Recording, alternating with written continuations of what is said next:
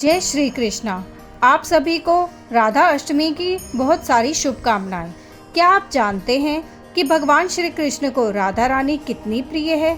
इसका अंदाज़ा आप और हम तो क्या, स्वयं श्रीमती राधा रानी भी नहीं लगा पाई।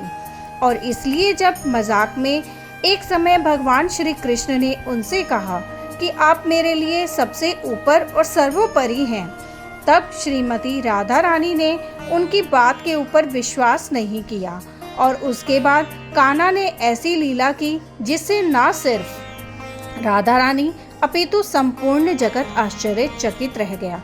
और लीला कौन सी थी, उसी का श्रवण करेंगे हम आज की राधा अष्टमी कथा श्रृंखला में। तो चलिए आने वाली राधा अष्टमी के उपलक्ष्य में आज श्रीमती राधा रानी के एक सुंदर और विशेष कथा का श्रवण करते हैं, जिसमें भगवान श्री कृष्ण का श्रीमती राधा रानी के लिए वास्तविक शुद्ध प्रेम झलकता है। हिंदू धर्म में जिस तरह से जन्माष्टमी का त्योहार बेहद खास होता है और पूरे देश में बड़ी ही धूमधाम से मनाया जाता है, ठीक उसी तरह राधा अष्टमी का पर्व भी बहुत ही महत्वपूर्ण माना जाता है। इस त्योहार को बरसाना में बड़े ही उत्साह के साथ मनाया जाता है। वहीं घरों से लेकर मंदिरों तक इस दिन राधा रानी की विधिवत पूजा अर्चना की जाती है और व्रत रखने का विधान भी है। लेकिन जब तक राधा अष्टमी पर राधा रानी की इस कथा का पाठ ना किया जाए, तब तक यह व्रत पूरा नहीं माना जाता है।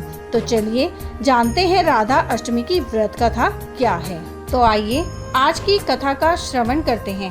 आज की कथा आरंभ करते। धार्मिक मान्यता के मुताबिक राधा अष्टमी के दिन ही किशोरी जी का धरती पर अवतरण हुआ था। ऐसे में मान्यता है कि इस दिन जो भी व्यक्ति राधा रानी की पूजा अर्चना के साथ व्रत रखता है, तो राधा रानी उस व्यक्ति की सारी मनोकामनाएं पूरी करती है। ऐसे में अगर आप पूजा करने जा रहे हैं और इसका पूरा फल चाहते हैं, तो व्रत में इस कथा का पाठ करना ना भूलें। पौराणिक कथा के मुताबिक एक समय की बात है कि राधा रानी स्वर्ग लोक से बाहर चली गई। वहीं जब इस बात की जानकारी भगवान श्री कृष्ण को मिली, तो वह विरजा सखी के साथ घूमने लगे। जब किशोरी जी स्वर्ग लोक में वापस आई, तो वह श्री कृष्ण को विरजा के साथ देखकर क्रोधित हुई, जिसके परिणाम स्वरूप उन्होंने विरजा को अपमानित करना शुरू कर दिया। जिसके बाद विरजा ने नदी का रूप लिया। वहीं राधा रानी का यह व्यवहार सुदामा जी को अच्छा नहीं लगा और वह राधा जी के लिए गलत बोलने लगे। सुदामा की बातों को सुनकर किशोरी जी भी क्रोधित हो गई और उन्होंने कान्हा जी के मित्र को दानव योनि में जन्म लेने का श्राप दे दिया।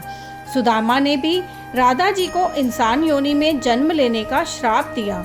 शिव पुराण की कथा के मुताबिक देवी राधा के श्राप के कारण ही सुदामा ने शंखचूड़ दानव के रूप में जन्म लिया, जिसका वध भगवान शिव के हाथों हुआ था। वहीं सुदामा के श्राप की वजह से राधा रानी को धरती पर मनुष्य के रूप में जन्म लेकर भगवान कृष्ण का वियोग सहना पड़ा। इसके अलावा कुछ पौराणिक कथाओं के अनुसार द्वापर युग के जब श्री विष्णु ने भगवान कृष्ण के रूप में अवतार लिया, तो उनकी पत्नी यानी माता लक्ष्मी ही देवी राधा के रूप में पृथ्वी पर आई थी। तो ये थी श्री राधा कृष्ण के प्रेम की लीला। अगर आपको ये कथा अच्छी लगी तो अपने मित्रों में अवश्य शेयर करें और वीडियो को लाइक करें। ऐसे ही सुंदर कथा का श्रवण करने के लिए आपके अपने चैनल एस्ट्रो नॉलेज को अभी सब्सक्राइब कर लीजिए, ताकि आने वाले वीडियोस के नोटिफिकेशन आपको मिल सके। और कमेंट में राधे कृष्णा लिखना ना भूलें। जय श्री कृष्णा।